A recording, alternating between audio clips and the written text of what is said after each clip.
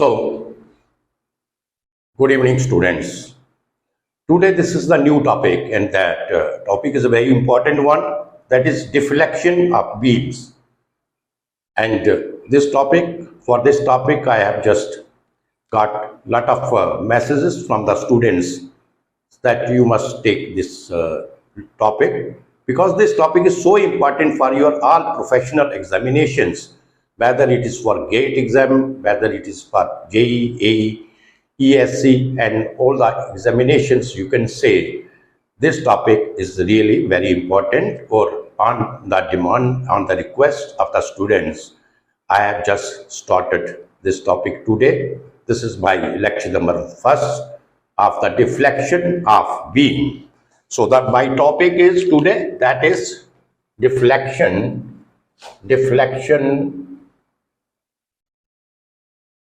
of beams. So this is the topic that we will start today. This is the lecture number 1, और इसमें you will get lot of series of the lectures, because this is a big topic also, and इसमें आपको you will get different type of the lectures, more than 5 to 6 or 7 lectures you can say.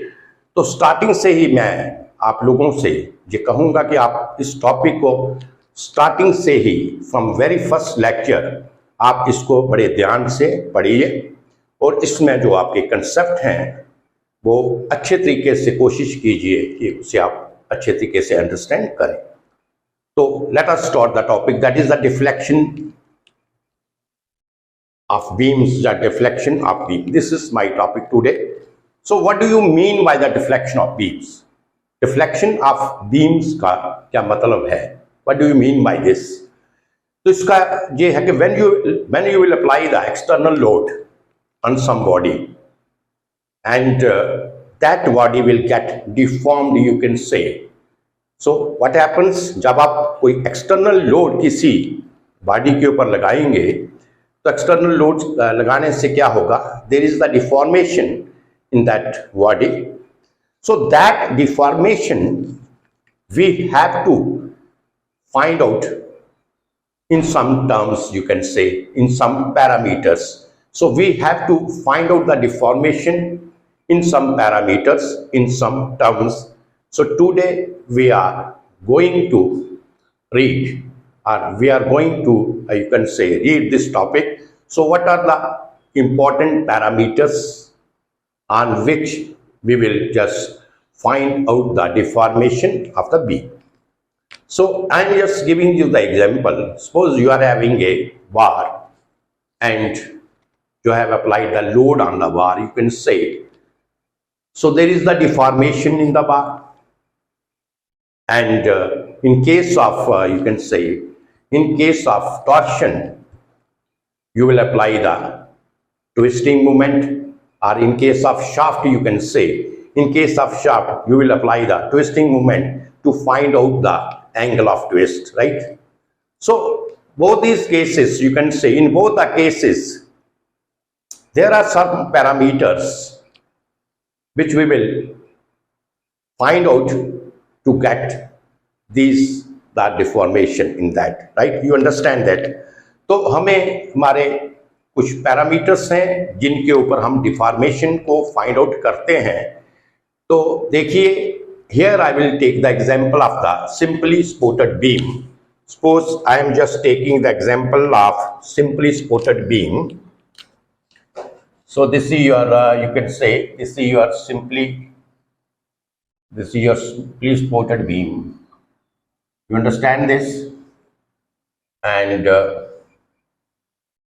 suppose this is your simply supported beam here, like this, and you are applying the load, point load at this point. So what happens there, when you are applying the external load on the simply supported beam, so you can say there is the deformation in the beam. तो आपकी जो deformation होगी beam की, it is just like this, right? So there is the deformation So there is the deformation in the beam. So the deformation originally, you can say your beam is like this. But when you have applied the load, then there is the deformation. And the deformation जो है, it is just like a elastic curve. You can say ये जो deformation, after applying the load, you will get the deformation in the beam. So the deformation is like this. It is, you can say it is just a elastic curve. So ये आपकी जो deformation होगी, ये क्या होगी? This is your elastic curve. So what do you mean by the elastic curve? Elastic curve means that curve which you will get after the deformation of the beam when you will apply the external load on that beam. So this is your elastic curve. Now the question is that the elastic curve is having a different type of natures, you can say. तो elastic curve भी क्या होगी, इसकी different nature होगी. Elastic curve में भी circular, elastic curve में भी पैराबोलिक, इलास्टिक कर्व में भी straight line. That depends upon the application of the load. So on the application of the load on the beam, you will get the different type of the elastic curve. You understand this? So हमारा जहाँ पे जो objective है, what is our objective? हमारा जो objective है कि हमें जो डिफॉर्मेशन है इसकी, और डिफॉर्मेशन जो बीम की होगी when you will apply the external load, तो डिफॉर्मेशन जो इसकी होगी उसको फाइंड आउट करने के लिए there are different types of the parameters. और हमें जो different type of the parameters हैं, we have to calculate that different type of parameters, right?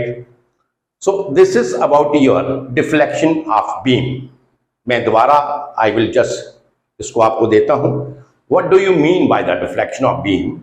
Means when you apply the external load on the beam, this is your beam, and you are applying the external load on the beam. The load may be the point load, the load may be the UDL, the load may be the UVL.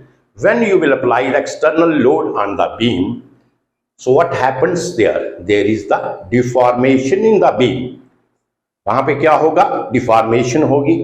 As I have given the example of the bar also, because when you apply the load on the bar, external load on the bar, there is the deformation. In case of shaft के अगर case में करें, so when you will apply the twisting moment there, means to get the angle of twist there is also deformation. So there are the different type of the deformations here. That depends upon the application of the load on the bar or beam. So I have taken the simply supported beam here. So in the simply supported beam, you have seen that, suppose this is your simply supported beam. इसको मैं reaction data देता हूँ. ये hinges के ऊपर है. This is your simply supported beam. This and this is your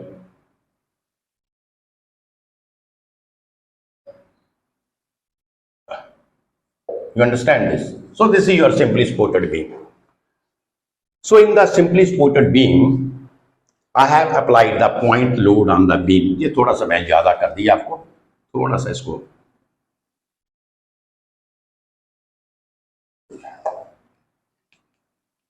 इसमें थोड़ी सी कर.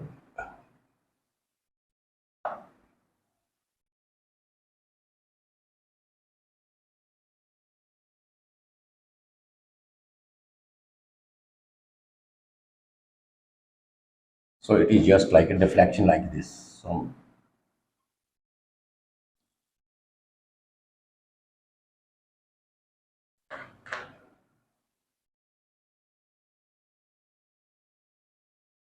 right. So this is the deflection of the beam. तो मैंने simply supported beam लिया and I have applied the load on the beam.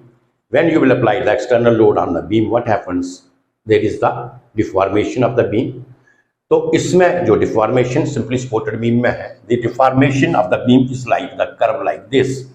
जो मैंने आपको जहाँ पे बताया, इसकी जो deformation होगी वो इस ये जो कर्व है, it is like this. अब ये जो कर्व है, this curve you will gate, you can say this is the final position of the beam, this is the final position of the beam when you will apply the external load on that. So this final position of the beam, you can say the curve you are seeing here, तो ये जो curve आपको दिखाई दे रही है इसको हम क्या बोलते हैं, elastic curve, right? You understand that? So elastic curve, you can say elastic curve is that curve when we apply the external load on the beam, and that is the final position of the beam, how this beam will deform, right? So that is called the elastic curve. Now the elastic curve जो होगी वो सिर्फ एक type की तो नहीं होगी ना, there are the different type of the curve, you can say there are the different type of the elastic curves there.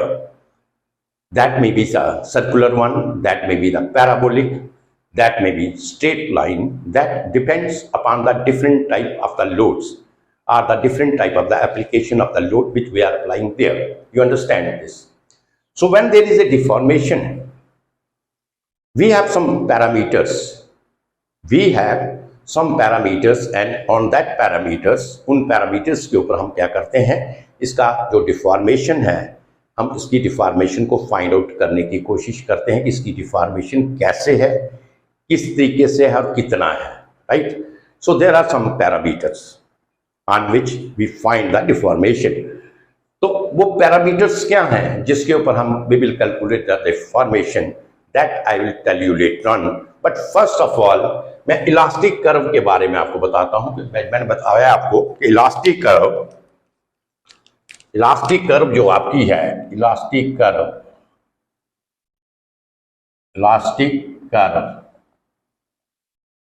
this is the final position of the beam after the application of the load, right? So the curve formed, that curve is called the elastic curve. So elastic curves may be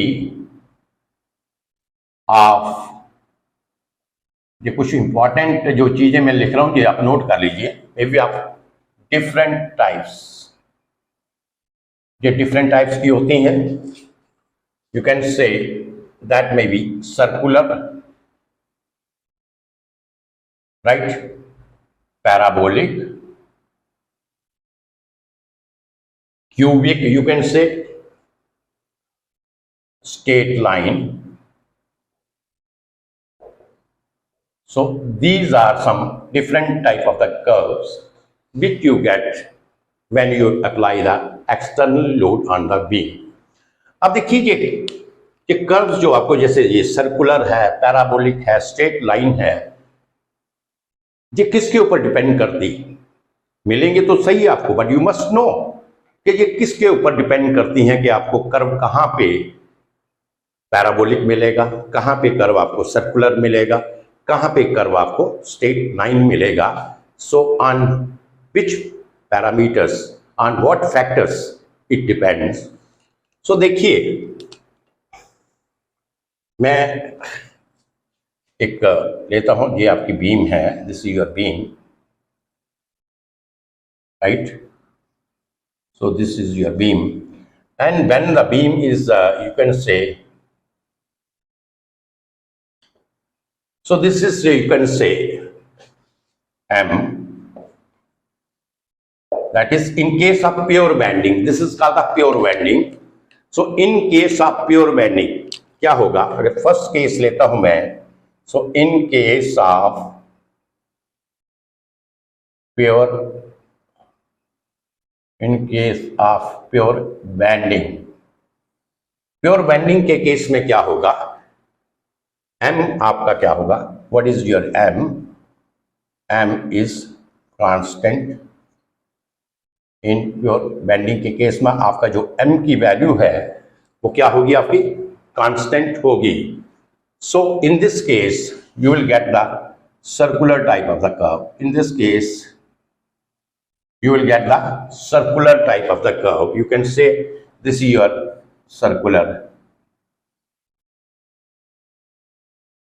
ये जो elastic curve आपको मिलेगी, सो अगर आपका pure bending है, m is constant होता है इसमें, तो जो आपकी इलास्टिक कर्व होगी, तो ये मैं लिख देता हूं ऊपर, इलास्टिक कर्व.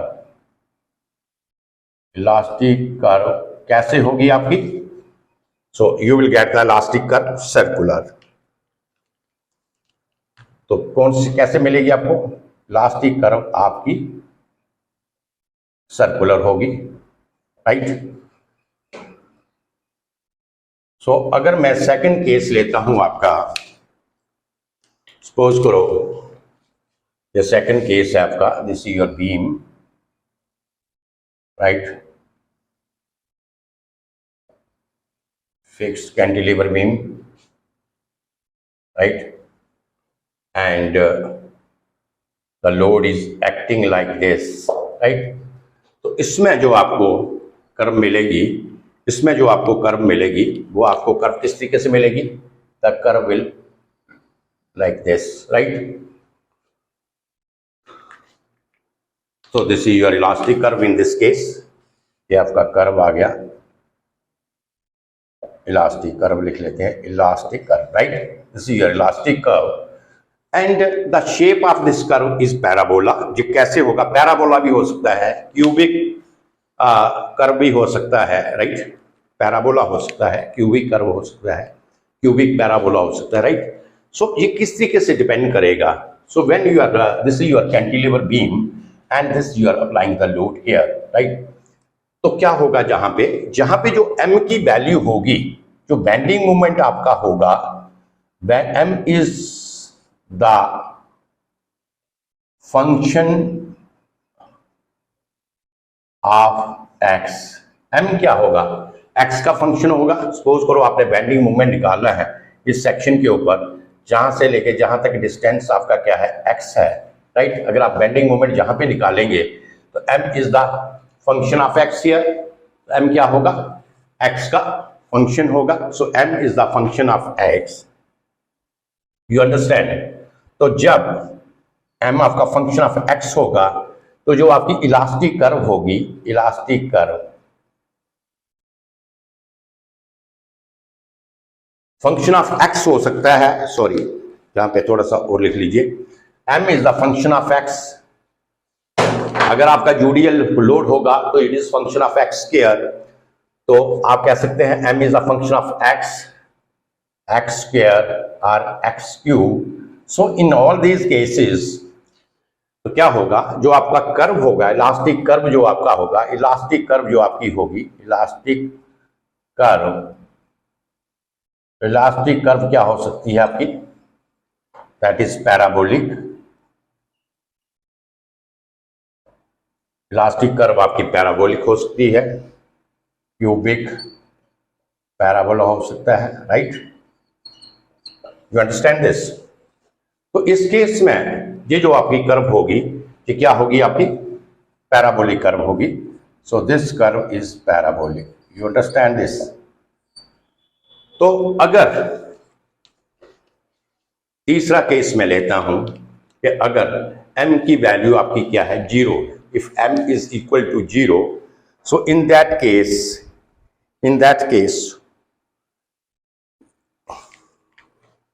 जैसे j आपकी, मैं इस तरीके से लेता हूं आपका j, सपोज करो ये आपका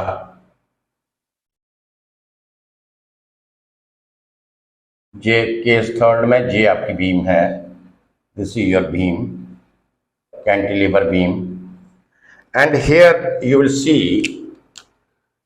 this is the overhang beam, you can say the load is here, load is acting here, right। तो जहां से लेके जहां तक तो क्या होगा? ये पैराबोला होगा, जहां से लेके जहां तक पैराबोला होगा। बट फ्रॉम हेयर सपोज करो अगर आपका जे ए है, जे बी है एंड फ्रॉम सी है, राइट। तो आपका बी टू सी तो मूवमेंट होगा विद रिस्पेक्ट टू एक्स, ये विद रिस्पेक्ट टू एक्स क्या होगा? जो बेंडिंग मूवमेंट होगा दैट इज मूवमेंट आपका विद रिस्पेक्ट टू एक्स होगा। तो up to B to C आपको मिलेगा parabola, but from A to B आप इस केस में कह सकते हैं, अगर मैं थर्ड केस लेता हूं, third case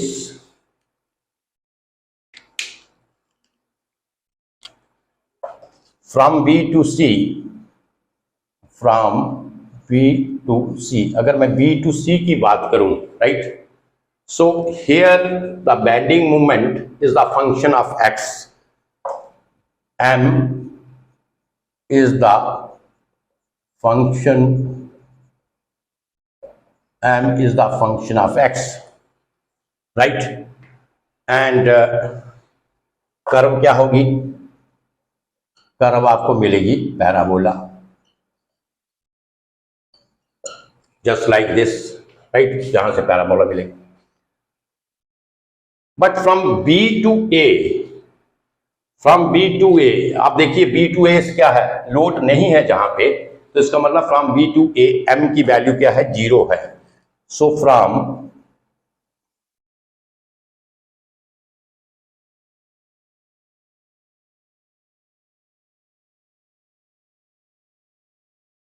B to A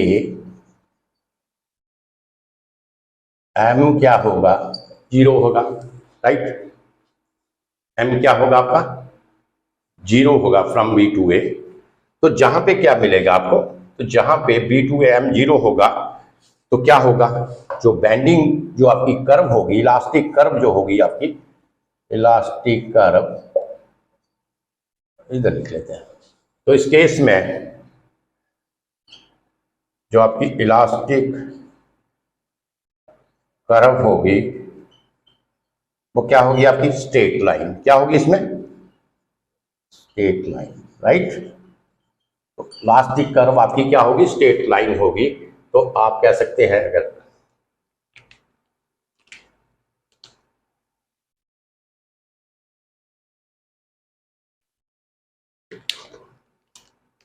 तो जहां से ये आपकी स्ट्रेट लाइन होगी, elastic curve straight line, right. तो इस पॉइंट से जो आपकी इलास्टिक कर्व है, it is a straight line. You understand this?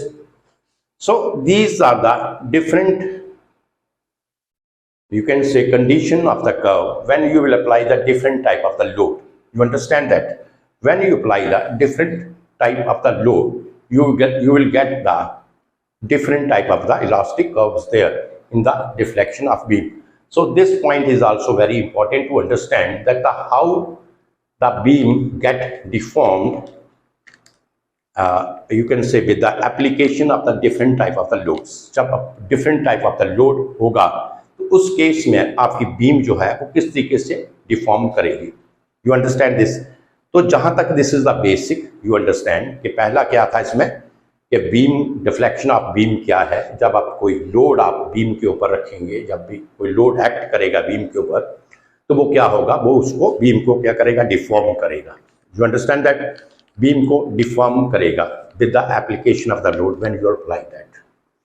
तो जो उसकी डिफॉर्मेशन होगी, इसकी डिफॉर्मेशन को फाइंड आउट करने के लिए there are certain parameters, there are certain terms which today we are going to find out. That is our objective. हमारा ऑब्जेक्टिव क्या है, हमारा ऑब्जेक्टिव क्या है कि जो पैरामीटर्स हैं वो हमें फाइंड आउट करने हैं. ये जो 4 मेथड्स जहाँ पे लूँगा मैं, that is the double integration method, Macaulay's method, movement area method, strain energy method.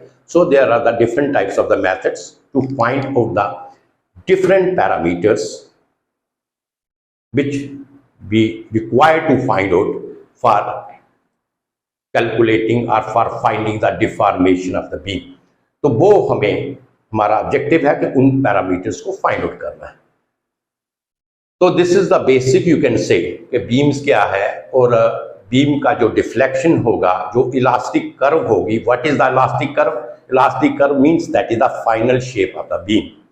जब आप लोड अप्लाई उसमें करेंगे और जो आपको फाइनल शेप आपका बीम का मिलेगा, तो वो आपका जो final shape of the beam होगा, that is just like some curve, right. That curve you can say that is the elastic curve, that is the final shape of the beam. अब वो curve जो है, जैसे मैंने आपको बताया, that may be the circular, that may be the parabolic, that may be the straight line. So you can say, you could get the different type of the elastic curves there. So ये जो different type of elastic curves है, that depends upon the different type of the load conditions. कि load conditions की जो different type of load conditions है, उसके ऊपर depend करता है. And also on the beam, you can say, right, different type of the beams. Beam may be the cantilever beam, maybe the simply supported beam, maybe the overhang beams. So that depends upon these two factors. So here I have taken the simply supported beam and I have just applied the external point load on that beam. You understand that? तो जब मैंने इसके ऊपर point load apply किया beam के ऊपर, तो क्या होगा, जहां पे आपकी डिफ्लेक्शन ऑफ द कर्व हुई, सो इस केस में जो डिफ्लेक्शन ऑफ द कर्व होगी that is the parabolic, you can say, right. So ये कर्व की जो डिफ्लेक्शन होगी तो ये क्या होगी, पैराबोलिक होगी इस केस में. तो अगर जैसे ये मैंने आपको डिफरेंट तरीका बताया है, डिफरेंट बेस बताया है कि जहां पे आपका प्योर बेंडिंग होगा, जहां पे आपका प्योर बेंडिंग का मतलब क्या है कि when there is bending moment is constant, जहां पे आपकी प्योर बेंडिंग होगी उस केस में जो आपकी elastic curve after deflection, after deformation जो आपको मिलेगी when you will apply the pure bending on the beam, that you will get the circular elastic curve in that case. Second, I have just taken the example of the cantilever beam and I have put the point load on the cantilever beam, and you know that in that case जो bending moment है that is the function of x here, or you can say bending moment is the function of x there, or bending moment is the function of x square, x cube. That depends upon the different type of the load, whether the load is point load, whether the load is you can say UDL or the load is UVL. That depends on the nature of the load, that what nature of the load we are applying on the beam. You understand that? तो इस case में जो आपको curve मिलेगी वो आपको parabolic curve मिल सकती है, क्यूबिक पैराबोला मिल सकता है. तो ये हो गया सेकंड केस. थर्ड केस में जहां पे आपका जो बेंडिंग मोमेंट वो आपका जीरो होगा in case of overhang beam, as I have just taken the overhang beam, तो जहां से जहां तक तो बेंडिंग मोमेंट आपका होगा and that bending moment you have, that is the function of x, you will get the parabolic curve. I am taking here the point load. I am taking in all the cases here the point load. So in the point load, bending moment is the function of x only, not x square, that is in the UDL. But here the bending moment is the function of x only. So you can say you will get the parabola in this case. But if you will go from B to A, you are from A to B, you know there is no load here. So in this case, when there is no load, you will get the straight line of the elastic curve just like this. You understand this? So these are the different type of the elastic curve, different nature of the elastic curve, sorry, that depends on the different type of the loads. अब हम इसका basic के ऊपर दोबारा आते हैं, focus करते हैं. अच्छा, हमारा जो जहां पे मेन ऑब्जेक्टिव है, जैसे मैंने आपको बताया कि जब आप लोड लगाएंगे तो क्या होगा, डिफॉर्मेशन होगी, और डिफॉर्मेशन को फाइंड आउट करने के लिए there are certain parameters. Now I will say not certain but there are the two parameters. On the two parameters we will define. So you can say there are two parameters here. थोड़ा सा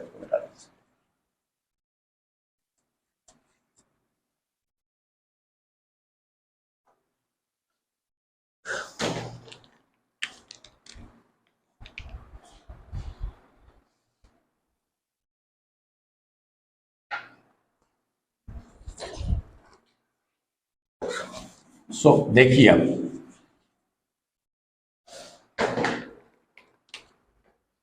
there are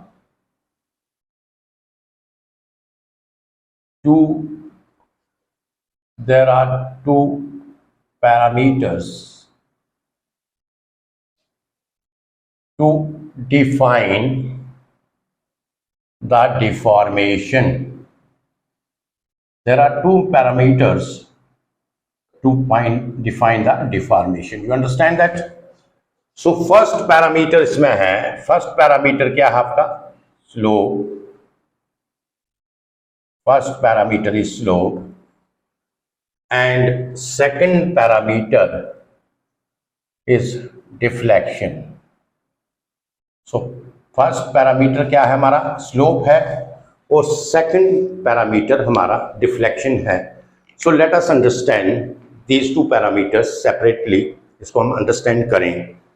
तो देखिए, ये जैसे मैंने आपको बताया था कि दिस इज योर बीम, मैं एक बीम ले लेता हूं, right. So this is your beam,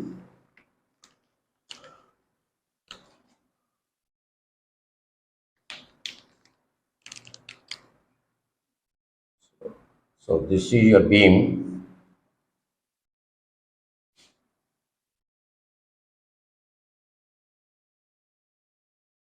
so this is your beam, and there is a load, you can say there is a load P at the point C, मैं ले लेता हूँ उसको C, right.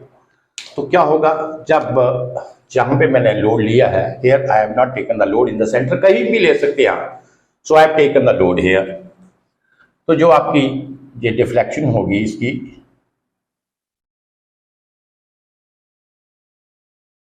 the deflection is like this, right? So deflection जो आपकी होगी, this is the deflection I have taken। Actually the deflection and the slopes are very very small in case of this, but only to explain you I have exaggerate it, इसका इतना ज़्यादा मैंने show किया है, only to explain the things. Otherwise जो इसमें slope होगी या उसमें जो आपकी डिफ्लेक्शन ऑफ बीम होगी, that is very very small, you can say, ठीक है। तो ये सिर्फ मैंने आपको समझाने के लिए, अंडरस्टैंड करने के लिए, ये मैं इस तरीके से इसका स्लोप डिफ्लेक्शन आपको बताया कि इलास्टिक कर्व इसकी इस तरीके से बनेगी, राइट। You understand this. अब फर्स्ट पैरामीटर हमारा स्लोप, हमारा पैरामीटर पहला कौन सा पैरामीटर है, slope.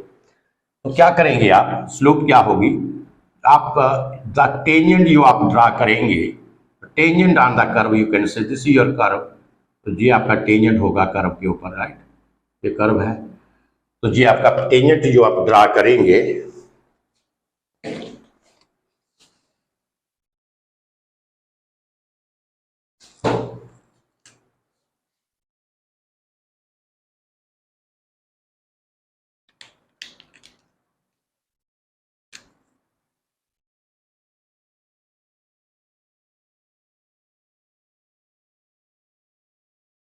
Right.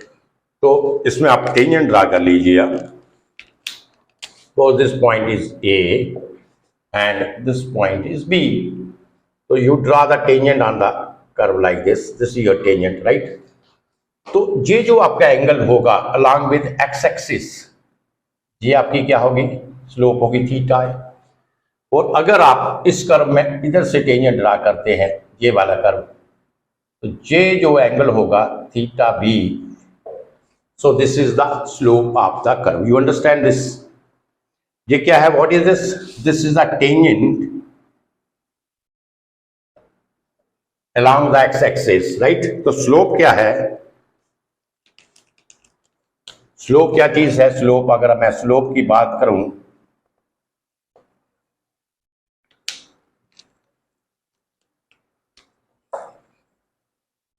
draw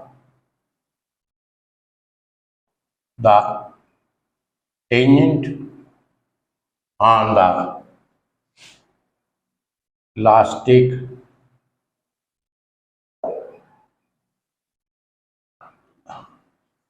draw the tangent on the elastic curve, right?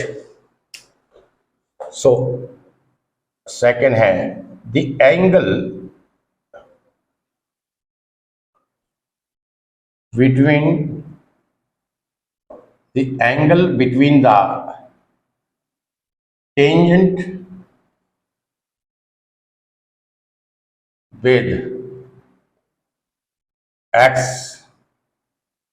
Axis, है ना।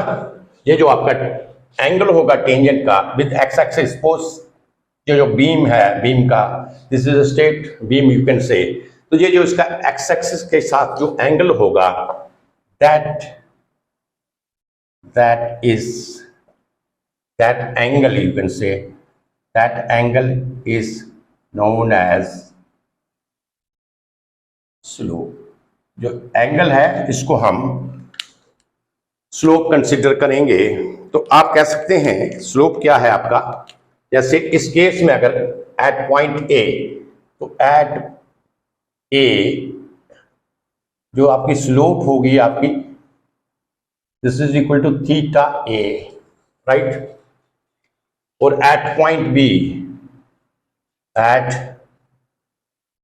पॉइंट बी स्लोप जो है आपकी, स्लोप क्या है आपकी, theta B. You understand this.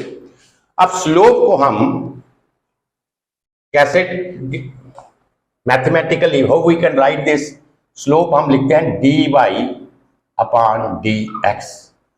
So dy upon dx, this is the slope. You understand this. तो पहला पैरामीटर है कि हमें ये जो डिफॉर्मेशन है इसको डिफाइन करने के लिए हमारा जो फर्स्ट पैरामीटर है वो क्या है, स्लोप को फाइंड आउट करना। तो what is the value of the slope there, theta a and theta e, and that is denoted by dy upon dx। You understand this. Now the second parameter, जो हमारा second parameter था, तो second parameter मैंने लिया है आपका deflection. Second parameter क्या है, what is my second parameter? So second parameter is the deflection. अब देखिए डिफ्लेक्शन किस तरीके से फाइंड आउट करेंगे। This is your beam and I am applying the load here at point C. Initially you can say the point C here on the beam, this is the initial position, and after deformation you can say this is the deformation, and after deformation this point is C dash, right? After deformation क्या होगा कि ये जो point C है, this is the final position।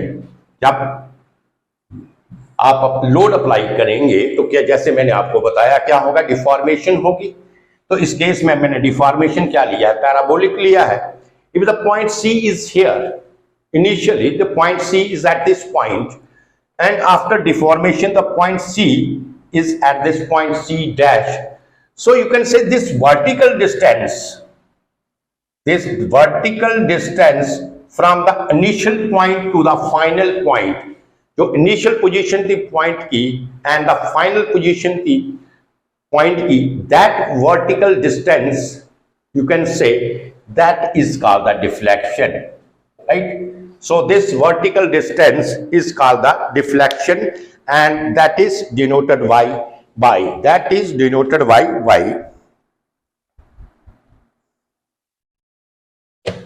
So you can say इसमें क्या होगा, so vertical deviation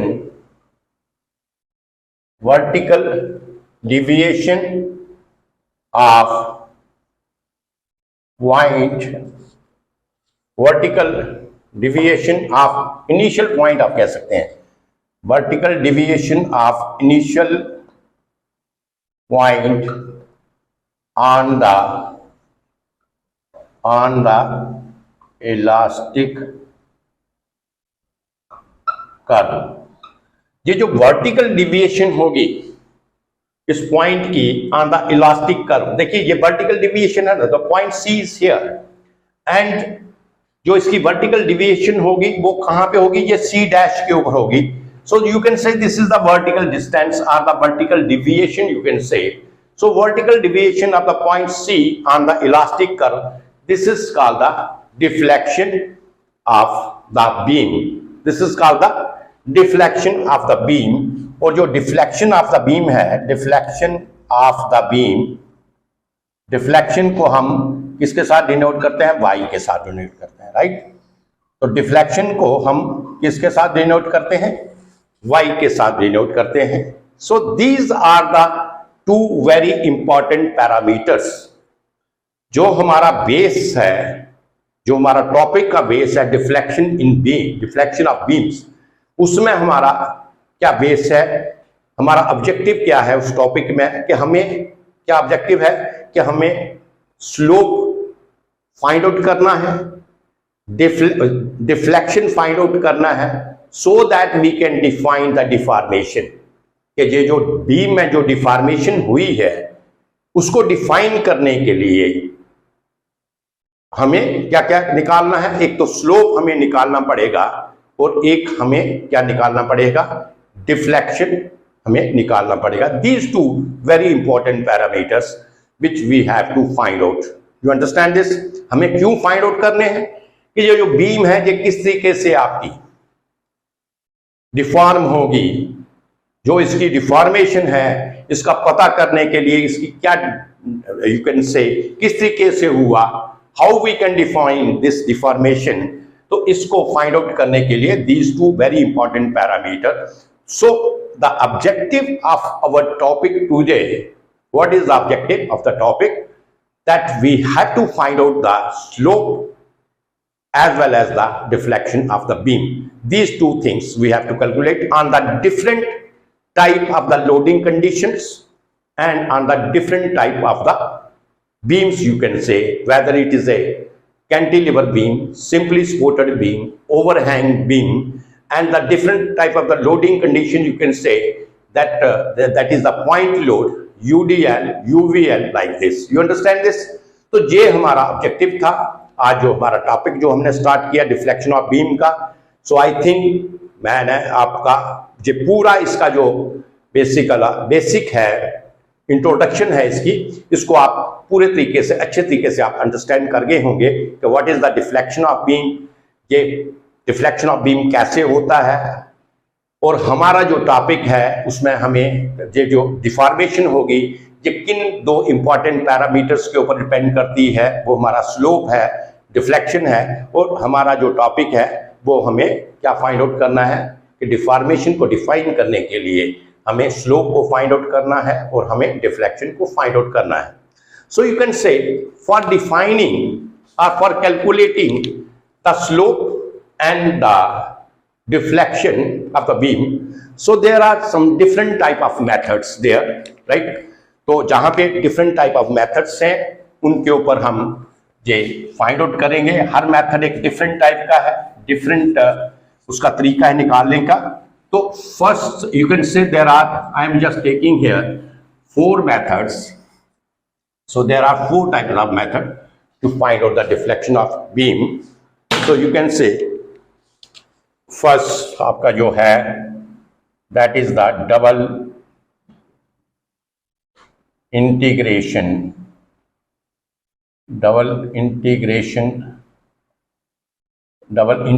method जो हमारा फर्स्ट है।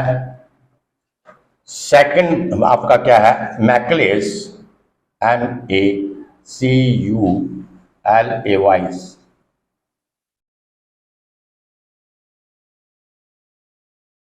थर्ड हमारा मेथड है movement area method, and the fourth one is your strain energy method. So all these methods से हमें क्या फाइंड आउट करना है? इन सभी का एक ही फंक्शन है, to find out the slope as well as the deflection, but these all these methods are different prepositions we have to use there. So first of all today my lecture, in my first lecture I will just take the double integration method. तो मेरा आज जो है वो कौन सा method में आई am just taking their, that is the double integration method. इसमें आपको मैं पहले डबल इंटीग्रेशन मेथड को पूरे तरीके से अच्छे तरीके से जो हमारा आज टॉपिक होगा, डबल इंटीग्रेशन मेथड को आप कंप्लीट तरीके से इसके सारे कंसेप्ट इसको हम अंडरस्टैंड करेंगे। इसमें क्या इक्वेशन आती है, किस तरीके से इक्वेशन आती है, क्या इक्वेशंस होंगी, तो ये सारा हम आज इसकी इक्वेशंस को फाइंड आउट करेंगे और उसका जितने भी इसमें कंसेप्ट हैं उसको हम क्लियर करेंगे। और जो सेकंड लेक्चर होगा उसके बाद इसके जो प्रैक्टिकल एप्लीकेशंस हैं तो उसके 1-2 न्यूमेरिकल हम सॉल्व करेंगे। तो आज जो मेरा method I am just starting there, that is double integration method. You understand this? तो आगे देखिए।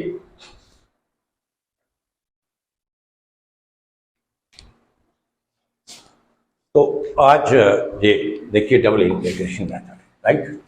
तो आज I will start double integration method. अब देखिए इसमें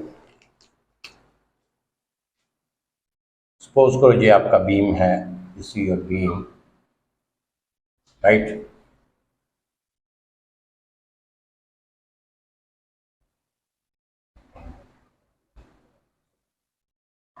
So this is your beam.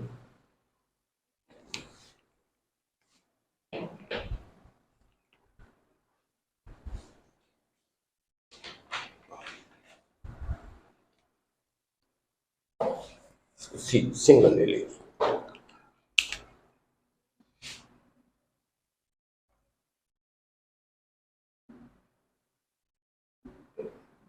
This is your beam like this, right? ये आपकी बीम है और ये आपका लोड है P बीम के ऊपर. So it will, you can say it will bend like this.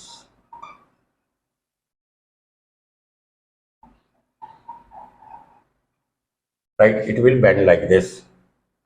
तो ये इस तरीके से बेंड करेगी आपकी, right? So we have a beam like this and we have applied the load.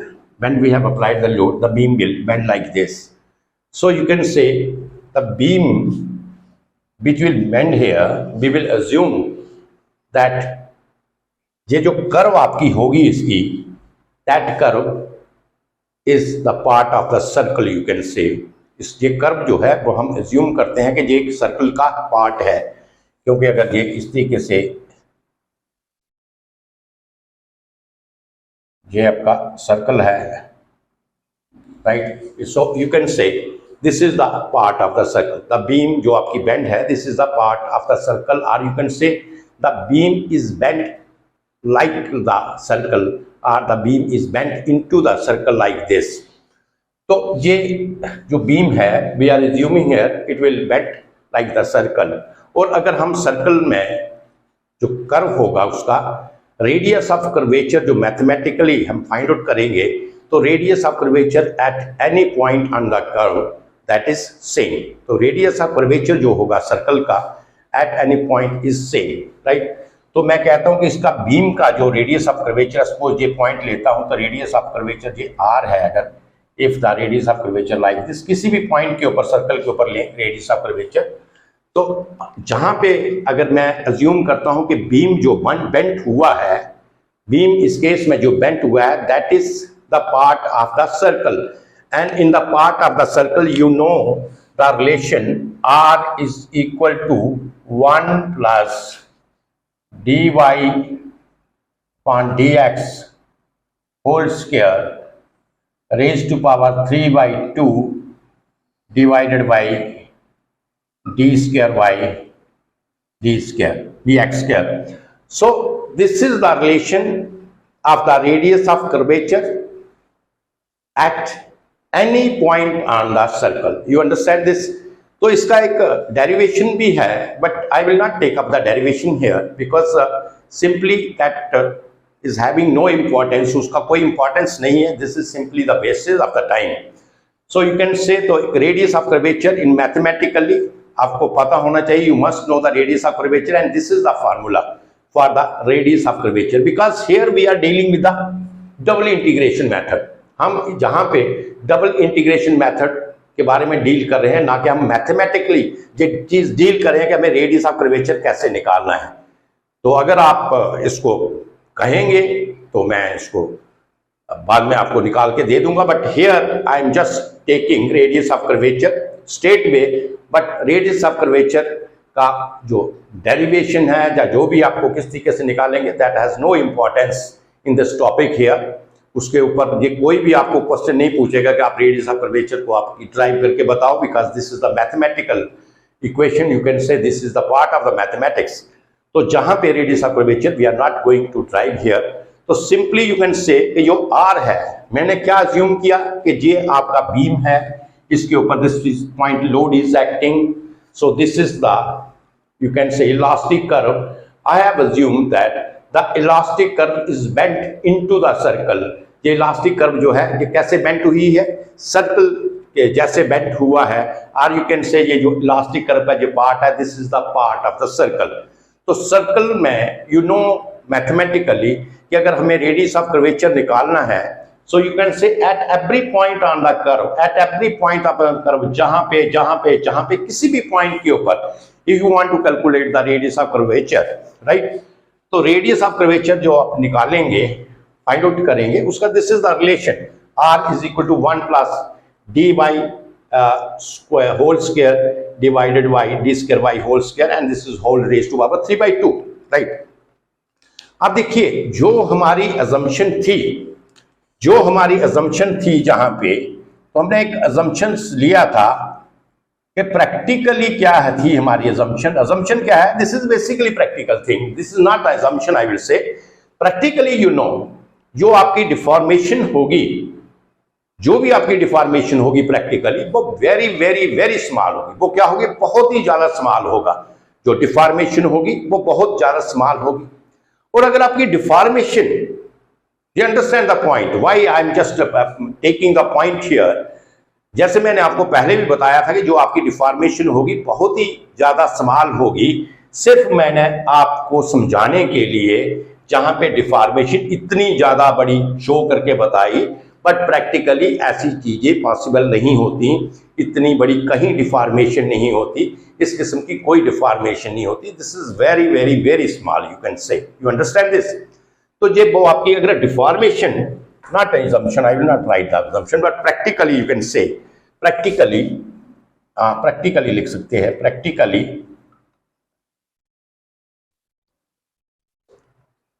Deformation is very very small. Practically ये point समझते जाइए, यहां पे ये आपको कंसेप्ट क्लियर होना चाहिए। Deformation is very very small, you understand this. अगर आपकी डिफॉर्मेशन बहुत ज्यादा कम होगी, बहुत ज्यादा स्मॉल होगी, तो क्या होगा आपका, देयरफॉर जो आपकी स्लोप होगी, slope is also very very small, और से less than 1, you can say very very small। Slope भी आपकी क्या होगी, बहुत ही ज्यादा स्मॉल होगी, because the deformation is small, slope is small. अब देखिए जब स्लोप आपकी क्या है, व्हाट इज योर स्लोप, ये पॉइंट समझते जाइए। स्लोप आपका है dy/dx, यू अंडरस्टैंड दिस। तो स्लोप को हम क्या बोलते हैं, dy/dx। सो स्लोप क्या है, what is your slope, slope है आपका dy/dx, right. So you can से dy/dx is very very small, right. अगर ये dy/dx वेरी वेरी स्मॉल है, तो मुझे बताइए जो आपका dy/dx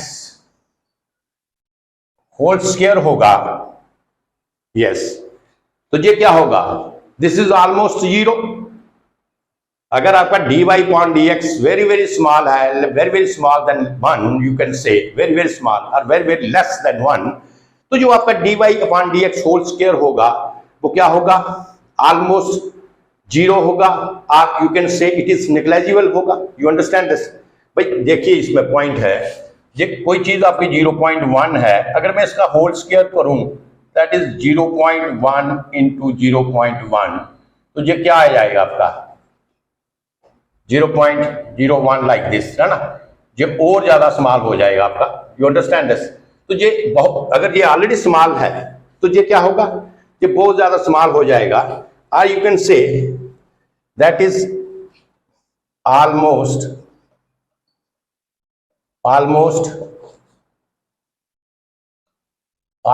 0।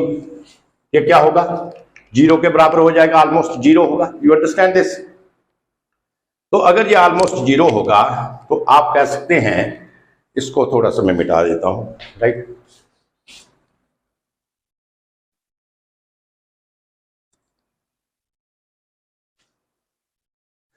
तो आप क्या करेंगे, इसको dy/dx होल स्क्वायर को आप नेग्लिजिबल ले लें, राइट। तो देयरफॉर आप इसको क्या कर लें, dy/dx whole square is almost negligible, you understand this. तो अगर ये आपका नेग्लिजिबल हो गया तो इसका मतलब है कि इसको आप निग्लिजिबल कर दिया आपने, तो आपकी इक्वेशन आर की अब क्या बनेगी, therefore R is equal to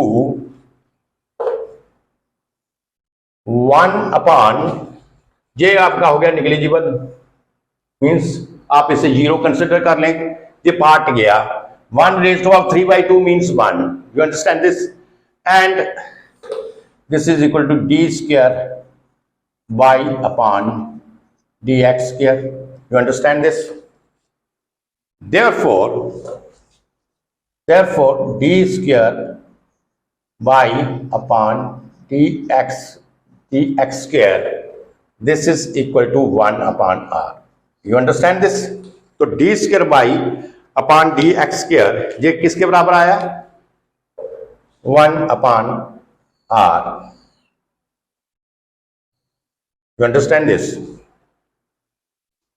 जहां तक क्लियर है आपको, मैं ना आपका दोबारा समझिए इसके, ये जो इसकी डिफॉर्मेशन थी, ये जो इसकी इलास्टिक कर्व बनी आफ्टर डिफॉर्मेशन, तो मैंने इसको एज्यूम किया कि it is bent like the circle, you understand this, so ये जो पार्ट था you can say this is the part of the circle, I assume this, so you know that अगर ये सर्कल है तो क्या होगा, इसका रेडियस ऑफ कर्वेचर होगा, और जो रेडियस ऑफ कर्वेचर होगा सर्कल का किसी की पॉइंट के ऊपर, अगर आपने इलास्टिक कर्व के ऊपर फाइंड आउट करना है, तो जो रेडियस ऑफ कर्वेचर होगा वो क्या होगा, आपका सेम होगा, तो रेडियस ऑफ कर्वेचर का we know the relation in mathematics that R is equal to 1 plus dy by dx का whole square raised to up to 3/2, or जो भी relation this I have given there, so you know the relation of this, I have not derived it but I have just given the relation directly there, so ये आपके पास relation आया,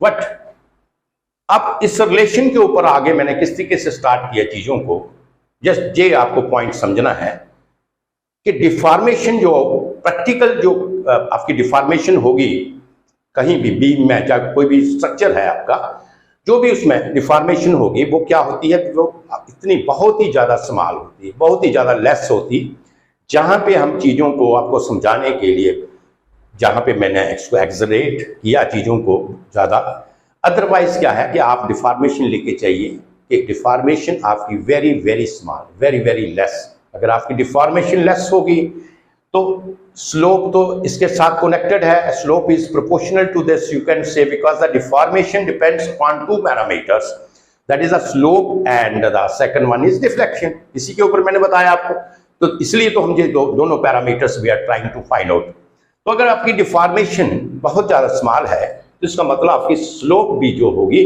वो भी बहुत ज़्यादा small होगी, बहुत ज़्यादा लेस होगी, if I just take the figure 1, तो 1 से बहुत बहुत ज्यादा कम होगा, यू अंडरस्टैंड दिस, तो स्लोप को आप समझते हैं कि what is slope, slope that is dy upon dx, so dy upon dx this is very very less, and then dy upon dx का होल स्क्वायर क्या होगा, अगर dy upon dx बहुत ज्यादा कम है, वेरी लेस है, तो dy upon dx you can say this is almost 0, or you can say this is this term we can neglect, we can take it as a negligible, we can neglect this term, so dy upon dx का whole square को मैंने क्या किया, neglect कर दिया इस term को, so हमारे पास ये जो टर्म बची r is equal to 1 upon d square y upon dx square, तो d square y upon dx square is equal to 1 upon r, जहां तक you can say this is, suppose if I will say this is your equation number first, लिख लो आप, right, अब देखिए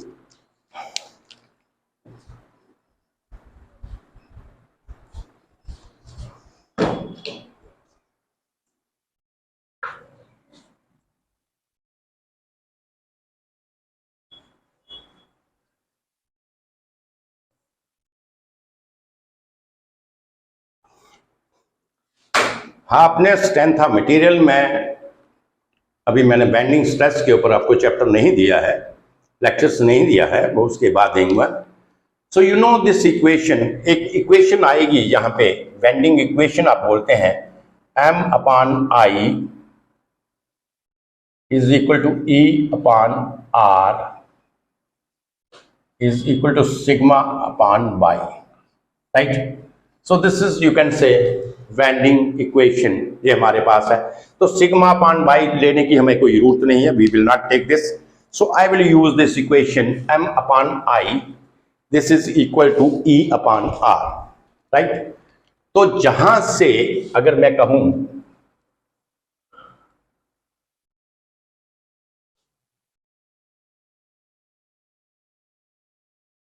this is your 1 upon R, right? तो 1 upon R क्या आएगा? m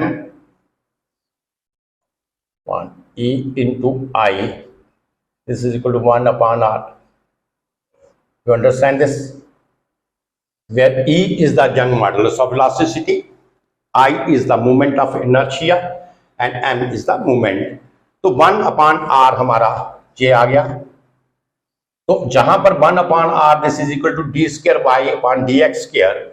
So therefore d square y upon dx square, this is equal to क्या होगा? m upon EI. So this is the equation, d square y upon dx square is equal to, so you can say J जो आपका है, J आपको जो equation मिली, equation number 3rd, so you can say this is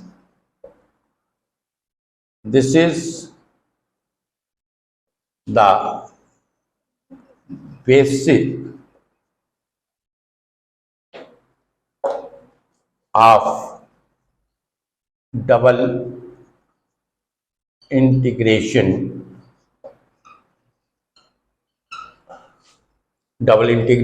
method.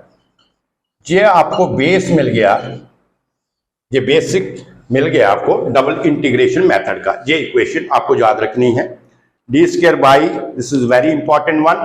तो ये आपका base है डबल इंटीग्रेशन मेथड में, this is the equation you can से, ये आपकी इक्वेशन आप यूज करेंगे, ये वाली इक्वेशन, ये दिस इज इंपॉर्टेंट इक्वेशन, और यही एक इक्वेशन है जो हमारी डबल इंटीग्रेशन मेथड में आपकी यूज होगी। You understand this? अब देखिए, जहां तक तो आपको मिल गया डबल इंटीग्रेशन मेथड की जो इक्वेशंस थी, you got that equation, but now how we will use this equation. अब द क्वेश्चन इज कि हम इस इक्वेशन को किस तरीके से यूज करेंगे। हमारा ये जो आज का टॉपिक था, जो हम मेथड जो जहां पे यूज करते हैं डबल इंटीग्रेशन मेथड, अभी इसका तो हमें जहां पे कोई पर्पस मालूम नहीं हुआ कि why we said this method is double integration method. इसको डबल इंटीग्रेशन मेथड क्यों कहा गया? बिकॉज हमने जहां पे तो अभी तक कोई इंटीग्रेशन नहीं देखा, तो डबल इंटीग्रेशन का तो सवाल ही नहीं है। बट अब हमें क्या है, जो हमारे जो पैरामीटर्स हमें फाइंड आउट करने हैं, उनको निकालने के लिए आपको जहां पे समझ आ जाएगी कि why we said that this method is called as the double integration method. So this is your basic equation. जे आपको याद रखना है, d square y upon dx square is equal to m upon ei. You understand this? Now to find how we can use this equation, just understand now. अब इस equation को हम किस तरीके से यूज करते हैं, अब ये पॉइंट आपको समझना है। How we can integrate this equation, how we can use this equation, that we have to understand. Suppose if I want to, we have to find the slope. अगर मैंने स्लोप फाइंड आउट करनी है, और slope आपका क्या होता है? dy upon dx. You understand this? Slope क्या है हमारा? dy upon dx. This is your basic equation. देखिए इसको समझिए अच्छे तरीके से। This is your basic equation and I have to find the slope. तो क्या करेंगे, ये जो आपकी इक्वेशन है इसमें करेंगे इंटीग्रेट। ये है तरीका कि इस इक्वेशन को हम कैसे यूज करेंगे। इंटीग्रेट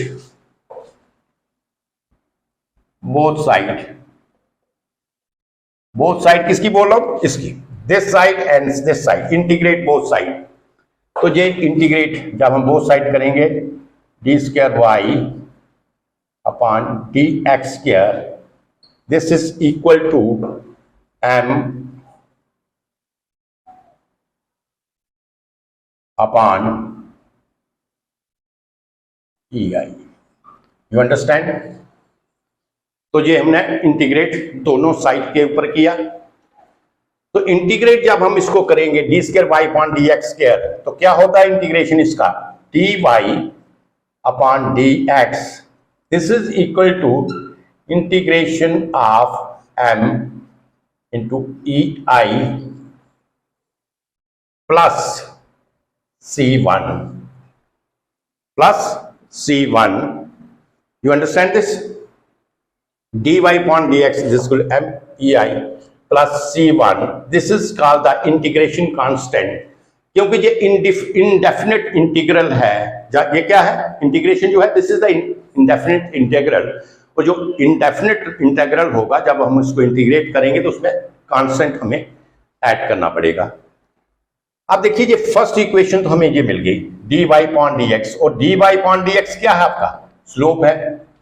तो इसका क्या मतलब हुआ कि dy अपॉन dx निकालने के लिए हमें क्या करना पड़ेगा, इंटीग्रेट करना पड़ेगा m divided by e into I plus C1 को, राइट, यू अंडरस्टैंड दिस। तो इसी तरीके से ये होगी हमारी पहली इक्वेशन। और जब हमें डिफ्लेक्शन फाइंड आउट करनी है, डिफ्लेक्शन को फाइंड आउट करना है, इसको मिटा देते हैं, यस, इसको कोई जरूरत नहीं।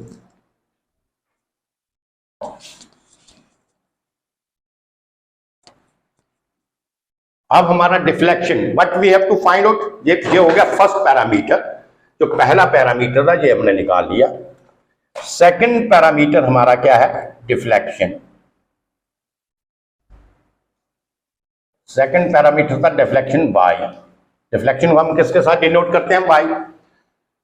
अब ये जो इक्वेशन आई dy upon dx, this is equal to integration of m upon E I plus C1। अब ये जो सेकंड इक्वेशन आई, इस इक्वेशन को क्या करेंगे, फर्दर इंटीग्रेट करेंगे, right, integrate this equation dy upon dx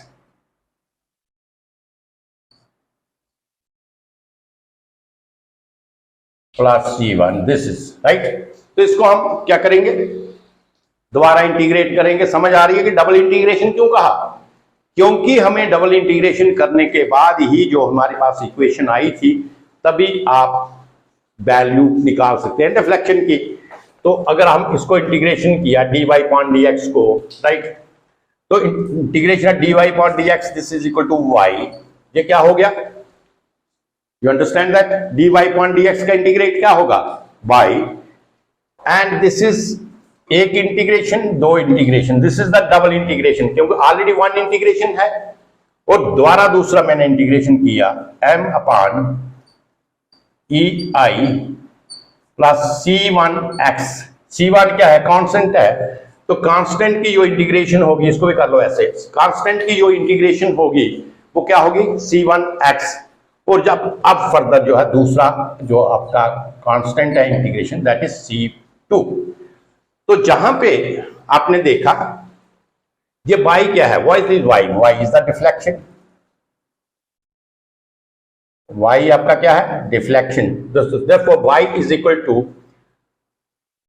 integrate double integration of MEI plus C1x plus C2। जहां तक क्लियर है आपको, ये दो इक्वेशंस आपके पास आ गया, dy upon dx is equal to this and dy and deflection is equal to this, you understand this। तो this, ये दो इक्वेशन आ गया, you understand। अब सवाल ये होता है हमारा, जब आपने कैलकुलेशन करना है इसको मैथमेटिकली, तो इसका मतलब ये होगा कि आपको C1 की वैल्यू भी कैलकुलेट करनी है, जहां पे तो आपको जो स्लोप है इसमें सिर्फ आपको C1 की वैल्यू से कैलकुलेट करनी है, लेकिन जो आप अपने डिफ्लेक्शन फाइंड आउट करना है इसमें C2 की वैल्यू फाइंड आउट करनी है। और साथ में जो आपकी m की इक्वेशन हो, जो आपकी m की इक्वेशन होगी वो क्या होनी चाहिए, इन टर्म्स ऑफ x होना चाहिए m की, तभी तो आप इसको इंटीग्रेट कर पाएंगे ना। नहीं तो dy अपॉन dx है ना, y को आप with respect to x integrate कर रहे हैं, राइट। तो आप तभी आप इसको इंटीग्रेट कर पाएंगे कि जो आपकी मूवमेंट की इक्वेशन है that should be change in terms of x। तो जो भी हमारे पास न्यूमेरिकल प्रॉब्लम होगा जो आपको दिया होगा, तो वहां पे डेफिनेटली जो मूवमेंट होगा वो आपका विद रिस्पेक्ट टू x ही आएगा, क्योंकि उसकी वैल्यू दी होगी कि ये आपने एक पॉइंट के ऊपर लेना है, कहाँ से करना है। जब आप ये प्रैक्टिकल इसकी एग्जाम्पल्स करेंगे, हम लोग एक दो प्रॉब्लम्स करेंगे, न्यूमेरिकल करेंगे, तो आप समझाएंगे।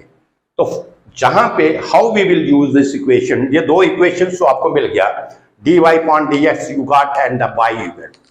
जहां तक I think this is very much clear to you. And इसके साथ ही आपको ये भी पता चल गया कि इसको हम डबल इंटीग्रेशन मेथड क्यों कहते हैं, क्योंकि जब हमें डिफ्लेक्शन की वैल्यूज फाइंड आउट करनी होगी तो हमें इसको डबल इंटीग्रेट करना पड़ेगा। अब सवाल यह है कि how we will calculate the value of m, क्योंकि m की वैल्यू कैलकुलेट, अब जैसे आपका e इंटू आई है, e into I, this is called the flexural rigidity, right? So E is constant for some particular material. E क्या है आपका Young modulus of elasticity. So value of E is constant. Value of I, moment of inertia of particular that beam, that is also constant. So EI जो है आपका constant होगा, constant आपका integration से बाहर चला जाएगा, और m की वैल्यू आपने चेंज करनी है विद रिस्पेक्ट टू x, तो इंटीग्रेशन करके निकाल लेना है। You understand this point? m की वैल्यू आपको जो बीम होगी वहां से विद रिस्पेक्ट टू x मिलेगा। x कैसे मिलेगा कि ये पॉइंट लोड है, ये बीम के ऊपर from this and x distance के ऊपर है। सपोज आपका w लोड है, मैं कहता हूं दिस इज योर, ये बीम है आपकी, ये बीम है, राइट? तो ये आपका लोड W यहाँ पे है, W, राइट? तो जहां से लेके जहां तक ये x डिस्टेंस के ऊपर है, तो बेंडिंग मोमेंट क्या आएगा जिसका W into x, bending moment क्या आएगा W into x. You understand this? तो इसमें जो m की वैल्यू है, m की वैल्यू आपने देख लिया ना, m की value this is with respect to x आपका आ गया। तो फर्स्ट पॉइंट ये है कि जो आपकी m की वैल्यू होगी हमें with respect to x change करना है और इसके बीच में रखना है, और EI आपका कांस्टेंट है, तो नेचुरली जो आगे इंटीग्रेशन होगी इन टर्म्स ऑफ x वो इजी होगा, आप इसको इंटीग्रेट करें और ये आपकी इक्वेशंस निकल जाएगी। और बट प्रॉब्लम है जहां पे आपने C1 को कैलकुलेट करना है। C1 को कांस्टेंट को कैसे कैलकुलेट करेंगे? कांस्टेंट को कैलकुलेट करने के लिए हमें बाउंड्री कंडीशंस के ऊपर जाना पड़ता है। What is boundary condition? अब इसके बारे में हम पहले डिस्कस करेंगे, क्योंकि ये जो आपके कांस्टेंट हैं C1 और C2, इनके लिए आपको बाउंड्री कंडीशंस के बारे में पता होना चाहिए। क्योंकि कोई भी एक चीज है, जैसे आप एक सर्कल ले लेते हैं, कोई भी एक गोल चीज है, सर्कल ले लेते हैं, suppose this is your circle, this is your circle, तो मैं इसको कहता हूं इसकी बाउंड्री कंडीशन क्या है, तो this is the boundary, this is the boundary of the circle.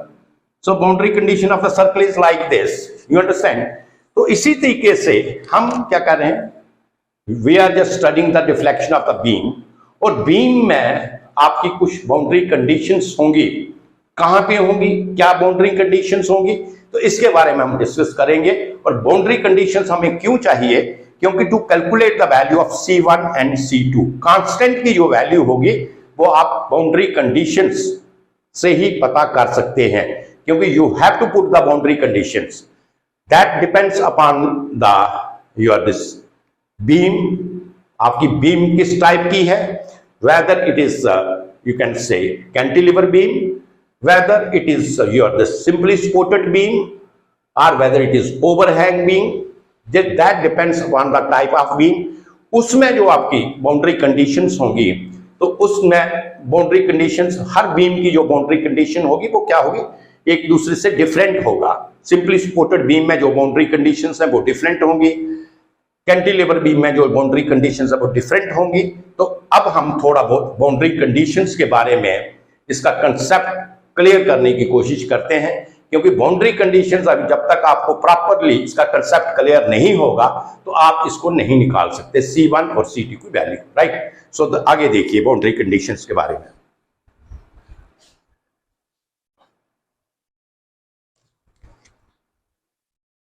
तो इसको मिटा देते हैं।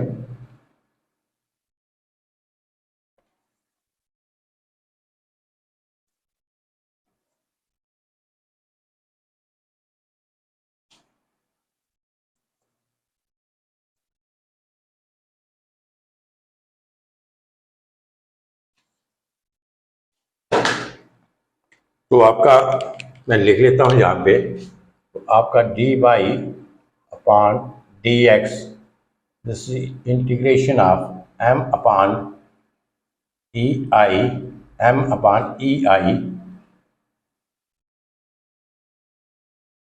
integration of m upon ei plus c1. so this is for slope. ये पहले स्लोप को भी ऐसे मैंने आपको बताया है.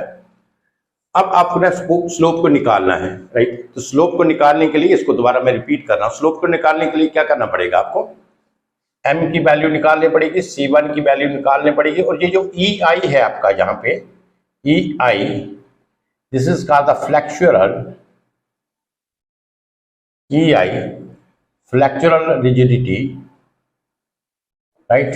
तो इसमें अगर आपका E क्या है, E कांस्टेंट है, that is the young models of elasticity of any material. तो जहां पे जो बार होगा उसका E क्या होगा, यंग मॉडल्स क्या होगा, इसका कांस्टेंट होगा. I आपका मोमेंट ऑफ इनर्शिया है, मोमेंट ऑफ इनर्शिया, तो ये भी आपका क्या होगा, कांस्टेंट होगा फॉर पर्टिकुलर बीम. ये भी आपका कांस्टेंट है, तो ये आपका क्या हो जाएगा, कांस्टेंट आ जाएगा. तो अब dy अपॉन dx आपने स्लोप फाइंड आउट करना है, तो 1 अपॉन ei, ये इसको बाहर ले लेंगे आप क्योंकि ये कांस्टेंट है, अंदर आपका आ गया m plus c1. You understand this.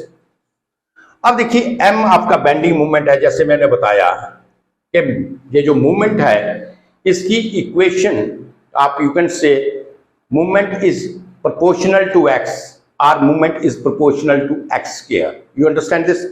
ये जो मूवमेंट होगा ये प्रोपोर्शनल टू x हो सकता है, प्रोपोर्शनल टू x स्क्वायर हो सकता है. That depends upon the type of the load, what type of the load we are getting on the beams there, right. तो इसकी क्या करें आप, m की जो इक्वेशन है, m की equation in terms of x बनाइए आप, equation in terms of x. जैसे m की इक्वेशन क्या होगी, wx हो सकता है, wx स्क्वायर हो सकता है. तो ये आपको m को आपने कन्वर्ट कर लिया. अब इसमें तीसरा पॉइंट जो आपका फाइंड आउट करना है c1. तो c1 तो आपको कन्वर्ट करने के लिए आपको बाउंड्री कंडीशंस के बारे में जाना होगा. तो ये बाउंड्री कंडीशंस के बारे में हम पहले देखते हैं. इसी तरीके से जब आपने बाई निकालना है, तो बाई का भी जब आपको पता है बाई का क्या इक्वेशन था, तो बाई आपका इक्वेशन था double integration. So this integration m upon ei plus c1x plus c2. m और ei का मैंने आपको मेथड बता दिया. अब प्रॉब्लम है कि हमें c1 और c2 को निकालने की, राइट. सो अब हमारा कंसेप्ट आता है बाउंड्री कंडीशंस का, तो इसको मिटा देते हैं हम, राइट. जहां तक क्लियर है आपको, तो ये मिटा के अब हम इसमें बाउंड्री कंडीशंस के बारे में अंडरस्टैंड करते हैं. What is boundary conditions. So to find c1 and c2 we must know the boundary conditions. हमें c1 और c2 को फाइंड आउट करने के लिए हमें बाउंड्री कंडीशंस चाहिए. तो पहले तो ये है कि बाउंड्री क्या चीज है. तो ऐसे तो आपको there are so many examples, आप कहते हैं कि ये बाउंड्री है, आपके पास बहुत एग्जांपल्स हैं. जी सॉरी,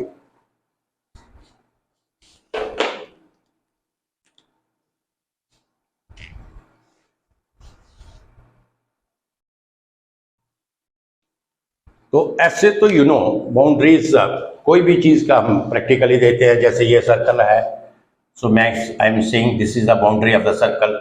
अगर सपोज करो ये कोई रेक्टेंगल आपके पास चीज है, सो this is the boundary of this. तो जहां पे इन स्ट्रेंथ ऑफ मटेरियल, अगर मैं स्ट्रेंथ ऑफ मटेरियल की बात करूं, इन स्ट्रेंथ ऑफ मटेरियल और पर्टिकुलरली डिफ्लेक्शन ऑफ बीम की बात करता हूं, तो इसमें बाउंड्री का कंसेप्ट हमें समझना पड़ेगा कि जहां पे बाउंड्री का कंसेप्ट क्या है. सपोज करो ये आपका एक बीम हो गया, this is your one beam, right. तो this is your simply supported beam. You can say this beam is like this. This is your simply supported beam, and this is your load, right. तो इस case में अगर मैं boundary condition की बात करता हूं कि व्हाट इज बाउंड्री कंडीशन, तो इसमें जो बात होगी बाउंड्री कंडीशन क्या होगी, ये आपका डिफ्लेक्शन आ गया, इसका डिफॉर्मेशन और डिफॉर्मेशन आपकी इस तरीके से, right, this is the deformation of this. So this is, अगर मैं ये आपका थीटा ए, ये आपका थीटा बी, राइट। अब देखिए इसमें ये लिखने की जरूरत नहीं है, थीटा ए थीटा बी। सो ये हमारी आ गई simply supported beam. So in case of simply supported beam की बात करता हूं, तो बाउंड्री जो कंडीशन होगी ये आपकी होगी, this point is A and this point is B and this point is C. अगर मैं पॉइंट ए और बी की बात करता हूं, सो this is the boundary condition of this. अगर इसमें बात करता हूं बाउंड्री कंडीशन एट पॉइंट ए के ऊपर, तो आप कह सकते हैं कि आपका जो बाई ए है this is equal to 0, deflection in beam 0 है। कैसे 0 है ये बाद में बताते हैं। Y A is 0 and this is your Y B is 0। So first boundary condition in case of simply supported beam, ये कौन सी बीम है, सिंपली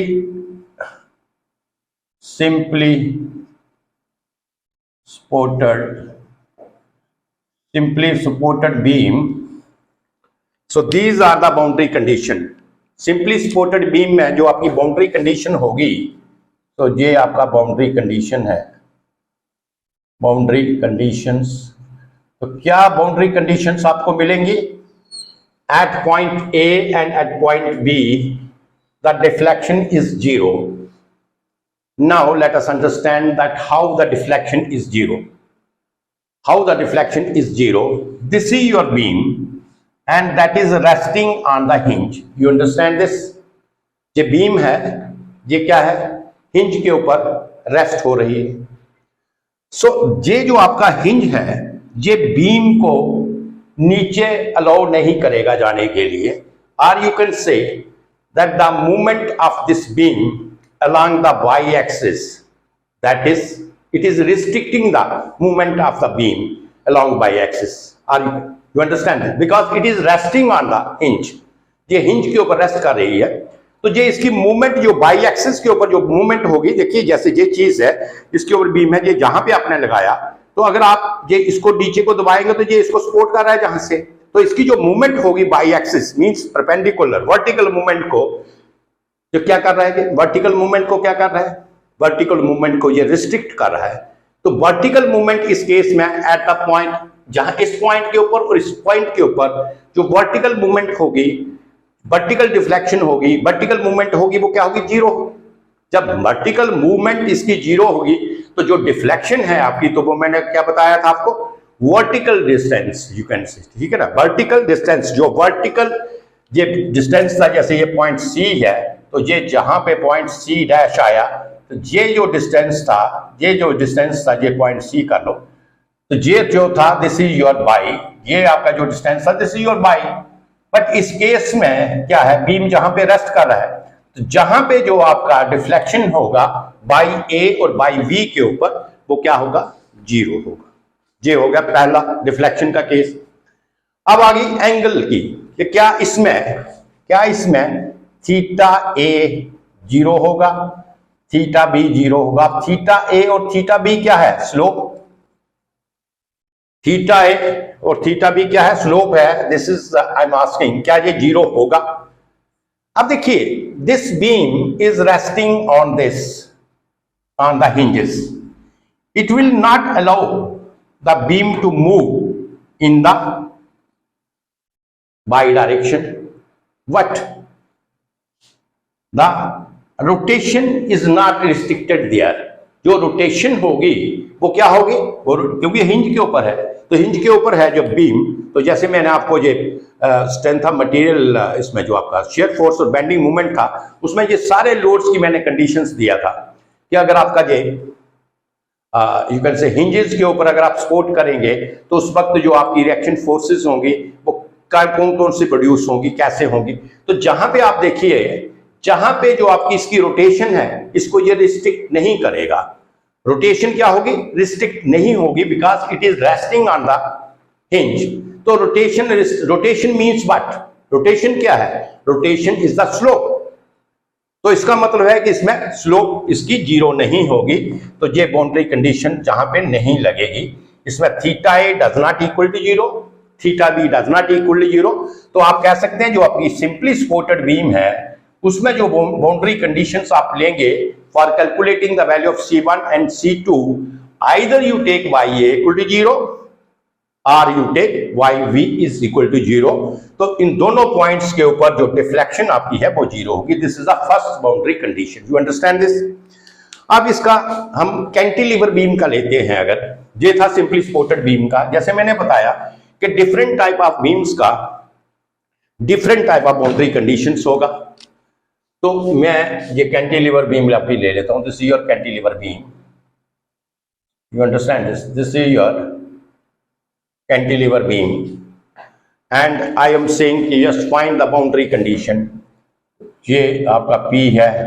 अब कैंटिलीवर अगर बीम है आपके पास तो डेफिनेटली जो फार्मूला है तो सभी के लिए सेम होगा, स्लोप का भी वही फार्मूला है, कैंटिलीवर के लिए भी, सिंपली सपोर्टेड के लिए भी, बट उसमें सिर्फ बाउंड्री कंडीशंस निकालने का जो तरीका है इसमें डिफरेंट होगा।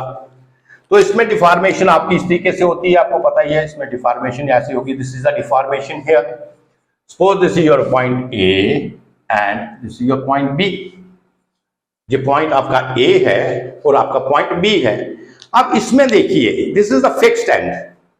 ये क्या है, ये आपका फिक्स्ड एंड है। तो फिक्स्ड एंड का मतलब क्या होगा कि जो आपकी बीम होगी it will not move along X axis, it will not move along Y axis and it will not rotate also. यही तीन कंडीशन थी फिक्स्ड एंड में। फिक्स्ड एंड में क्या कंडीशन है, the beam will not translate along X axis, वो हम लेंगे नहीं। Beam will not translate along Y axis, जब बीम ट्रांसलेट वाई एक्सिस पे नहीं करेगी तो इसका मतलब क्या हुआ, why we is equal to Y at B, this is equal to zero. You understand this point, Y we is equal to zero. हमें एट फिक्स एंड के ऊपर बाउंड्री कंडीशन लेंगे, इस एंड के ऊपर आपको बाउंड्री कंडीशन नहीं मिलेगी बिकॉज ये एंड आपका फ्री एंड है। So we will get the boundary condition at the fix end. एक तो आपको मिलेगी by we is equal to zero. जैसे मैंने आपको बताया this is the fix end, so there is restriction in the rotation also. इसमें क्या होगा, रोटेशन में भी क्या होगा, इसमें रिस्ट्रिक्शन होगी, the beam will not rotate. तो इसका मतलब जो आपका स्लोप है that is theta B means dy upon dx upon dy, यही है ना। हम इसको थीटा को भी डिनोट करते हैं, this is equal to zero. तो जो आपकी कैंटिलीवर बीम होगी इसमें आपको ये दो बाउंड्री कंडीशंस मिलेंगी। तो कैंटिलीवर बीम में बाउंड्री कंडीशंस क्या मिलेंगे, by v is equal to zero. By v means the beam which is attach at this fix end. तो फिक्स एंड के ऊपर जो हमारी कंडीशंस होंगी वो एक तो डिफ्लेक्शन भी आपकी जीरो होगी और दूसरा आपका स्लोप भी जीरो होगी। This is in the cantilever beam. ये लिख देता हूं मैं नीचे, this is the cantilever beam. तो जो ओवरहैंग बीम होगी तो उसी में भी तो सेम कंडीशन होगी, क्योंकि ओवरहैंग बीम में तो लोड आपका इधर आएगा इस पॉइंट के ऊपर, ये फ्री होगा, तो उसमें भी सेम कंडीशन होगी overhang beam. You understand this. तो कैंटिलीवर बीम में या ओवरहैंग बीम में जो आपकी बाउंड्री कंडीशन होगी वो आपकी फिक्स एंड के ऊपर होगी, और जो आपकी सिंपली सपोर्टेड बीम होगी उसमें जो बाउंड्री कंडीशंस होंगी वो आपकी दोनों एंड्स के ऊपर होंगी, लेकिन उसमें सिर्फ आपकी बाउंड्री कंडीशन जो होगी YA is equal to zero and Y is equal to B is equal to zero. But आपकी डिफ्लेक्शन जो है, सॉरी स्लोप जो है, इसमें स्लोप आपकी से जीरो नहीं होगी because the beam is resting on the hinges and जब हिंज के ऊपर ये बीम रेस्ट करेगी so there is no restriction to the rotation of the beam. तो आपका स्लोप जहां पे जीरो नहीं होगा। तो ये कंडीशंस हैं आपकी boundary conditions. So these conditions are the boundary conditions and by using these boundary conditions, अगर आपकी सिंपली सपोर्टेड बीम होगी तो आप ये बाउंड्री कंडीशन यूज करेंगे, और अगर आपकी कैंटिलीवर बीम होगी जो ओवरहैंग बीम होगी तब ये बाउंड्री कंडीशन यूज करेंगे। तो बाउंड्री कंडीशन यूज करने के बाद आपको C1 और C2 की वैल्यू आप कैलकुलेट करेंगे, m की वैल्यू मैंने आपको बता दिया किस तरीके से कैलकुलेट करेंगे, then you solve it mathematically and you will get the beam as well as you will get the slope as well as the deflection of the beam. You understand this? So this is today you are this double integration method, और double integration method में I think I have cleared all the concept इसमें boundary conditions बहुत important concept था, we have to understand it कि इसमें boundary condition होती किस तरीके से है, किस तरीके से we use it, इसमें जो सारे concept थे one by one, तो मैंने इन सभी कंसेप्ट को अच्छे तरीके से कोशिश की आप लोगों को अंडरस्टैंड करवाने की कि आप इसे अच्छे तरीके से अंडरस्टैंड करें।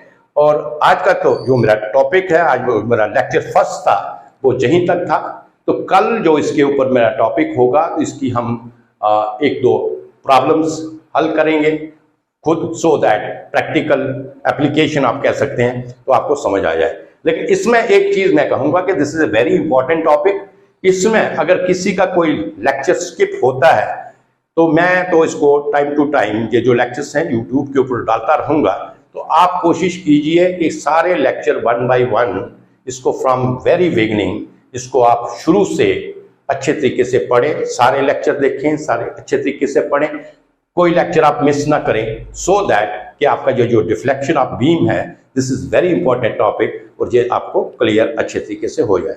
Thank you very much.